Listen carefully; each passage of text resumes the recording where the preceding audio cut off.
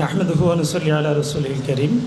প্রিয় কাফেলা, বাংলাদেশ ইসলামী ছাত্র শিবিরের গাজীপুর জেলা কর্তৃক আয়োজিত আজকের এই জিপিএ 5 সংবর্ধনা অনুষ্ঠানের সম্মানিত সভাপতি, আজকের আয়োজনের সম্মানিত প্রধান অতিথি, অন্যান্য নেতৃবৃন্দ, অত্র আয়োজনের মধ্যমণি, সম্মানিত মেধাবী জিপিএ 5 পাওয়া ছাত্রছাত্রী ভাই বোনেরা, আমি আমার আলোচনার শুরুতেই আজকে যারা জিপিএ 5 পেয়ে এখানে উপস্থিত হয়েছ, আমাদের মনের গভীর থেকে গাজীপুরের মানুষ আমাদেরকে নির্বাচিত করেছে। সুতরাং গাজীপুরের মানুষের পক্ষ থেকে তোমাদের প্রতি রইল রক্তিম অভিনন্দন এবং শুভেচ্ছা।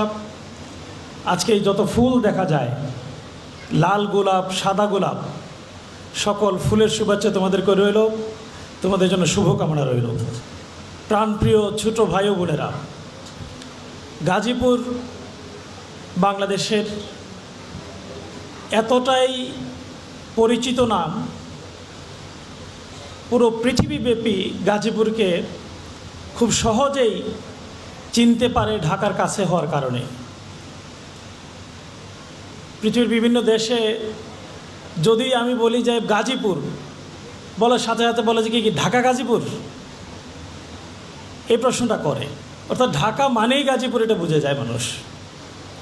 সুতরাং বাংলাদেশের রাজধানী নিয়ে যেরকম প্রত্যাশা, ঠিক সেরকমই প্রত্যাশা হলো গাজীপুর নিয়ে, এবং সেই প্রত্যাশার পারদে অবস্থান করছে হলো যারা জিপিএ 5 পেয়েছে তারা, কারণ তারাই হলো গাজীপুরের মেধাবী মানুষ।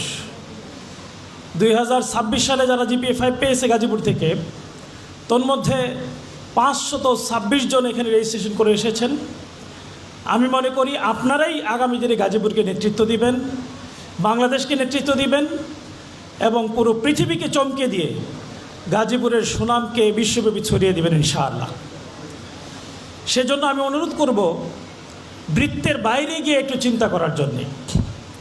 আমার সম্মানিত প্রধান অতিথি বলার চেষ্টা করেছেন, এখন জিপিএ 5 পেয়েছেন, এইচএসসিতে পেতে হবে, এবং আল্লাহ যদি সুযোগ দেয় ঢাকা বিশ্ববিদ্যালয় সহ বিভিন্ন বিশ্ববিদ্যালয় মেডিকেল বুয়েটে চান্স পাইতে হবে।